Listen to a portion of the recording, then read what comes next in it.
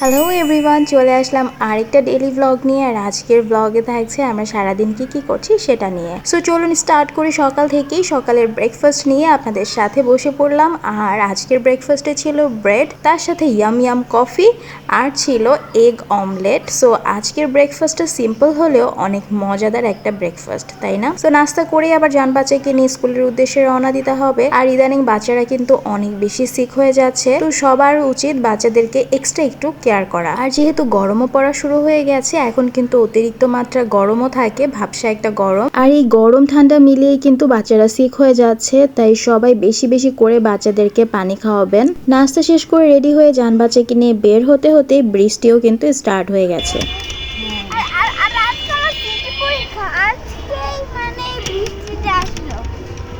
বৃষ্টিটা ভালোই লাগছিল। জান বাচ্চা আমি দুইজনই ভীষণ এনজয় করছিলাম। জান বাচ্চা তো রিক্সার বাহিরে হাত দিয়ে বৃষ্টির পানি ধরছিল। স্কুলে ওকে ক্লাসে দিয়ে তারপর নিচে বসলাম। আর এই তো আমাদের দুলাভাই আমাদেরকে আইসক্রিম খাওয়ালো। আসলে জান বাচ্চার ফ্রেন্ড মাইশা, ওর বাবা কিন্তু বাইরে থেকে এসেছে। আর ওর বাবা আসার পর থেকে ওর বাবা ওকে স্কুলে নিয়ে আসে, বাবা মা দুইজনের সাথেই আসে। তো ভাইয়া আমাদের সবাইকে একটু আইসক্রিম খাওয়ালো, তার সাথে কাঁচা আম খেয়ে নিলাম আর চলে গেলাম চা খাওয়ার জন্য। এর মধ্যে জান বাচ্চাদেরও কিন্তু ক্লাস শেষ হয়ে গেছে। ভালো হয়েছে? হ্যাঁ, থেকে নতুন না পর্যন্ত বাড়ছি। এই সব পেরেছো? ওকে, এই যে এখন আমরা চিপস খেতে খেতে বাসে যাচ্ছি। সব পেরেছি আমি। আমি ওই যে লাইন আর এই যে শুধুতে লিখতে দিয়েছিল না, হ্যাঁ, চার্জ করে চার্জ দিয়েছে, এসে কিছু করাইনি। ওকে।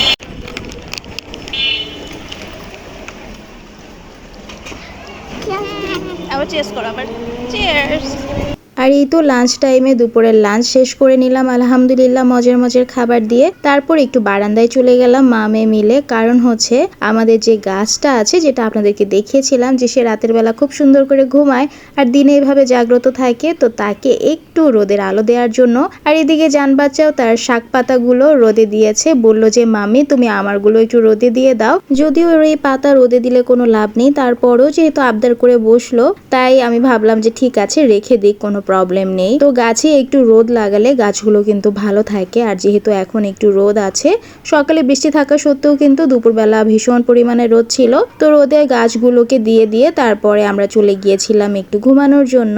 তো সন্ধ্যাও হয়ে গেছে প্রায়, এখন গাছগুলো তো নিয়ে আসতে হবে। প্রথমেই জান বাচ্চার এই যে শাক পাতা নিয়ে আসলাম, তো সে তো ঘুমাচ্ছে, কিন্তু তার দায়িত্ব তো আমারই পালন করতে হবে। আর ওকে আমি সবসময় ট্রাই করি দুপুরবেলা একটু হলেও ঘুম পাড়ানোর জন্য, যাতে করে ওর মাইন্ডটা ফ্রেশ থাকে এবং সন্ধ্যার সময় ঘুম থেকে উঠলে ফ্রেশ ফিল করে, পড়াশোনা ঠিক মতো করে, সবকিছু যেন ঠিকঠাক মতো করতে পারে। আমরাও যখন ছোট ছিলাম আমাদেরও সবারই একটা অভ্যেস ছিল, মানে আম্মু আমরা সবাই কিন্তু দুপুরবেলা ঘুমাতাম। দুপুরবেলা একটু ন্যাপ না নিলে আমাদের কারোরই ভালো লাগতো না। আর এটা ছোটবেলা থেকে যেহেতু অভ্যেস হয়ে গিয়েছে, তাই জান বাচ্চারও সেমটাই হয়েছে। তো এখানে সে ঘুম থেকে উঠে বাবার জন্য ওয়েট করছিল, তারপর লিফটের সামনে যেয়ে দাঁড়িয়ে পড়লো। আর ওর বাবাও কিন্তু চলে এসেছে। সন্ধ্যা হয়ে গেছে আর আকাশটা কিন্তু ভীষণ রকম সুন্দর লাগছিল, অনেক সুন্দর রঙে রাঙিয়েছে আকাশটা। আর একটা মাত্র তারাই কিন্তু আকাশে ফোকাস খাচ্ছিল, যেটা আমার ক্যামেরায়ও ধারণ করেছি আমি, এবং এই তারাটাও কিন্তু দেখতে অনেক বেশি সুন্দর লাগছিল। একটা তারাই একদম ডায়মন্ডের মতো জ্বলছিল, খুবই ভালো লাগছিল দেখতে। তো কতক্ষণ বারান্দায় দাঁড়িয়ে রইলাম, কারণ সন্ধ্যার সময় যে হালকা হালকা একটু বাতাস, এই বাতাসটাও কিন্তু গায়ে লাগলে অনেক বেশি ভালো লাগে। আর ভাবতে থাকলাম যে এখন একটু চা বা কফি কিছু না খেলেই না। সন্ধ্যায় আসলে চা না খেলে মাথা ঠিক থাকে না, মনে হয় যে নাস্তাটাই পূরণ হয়নি।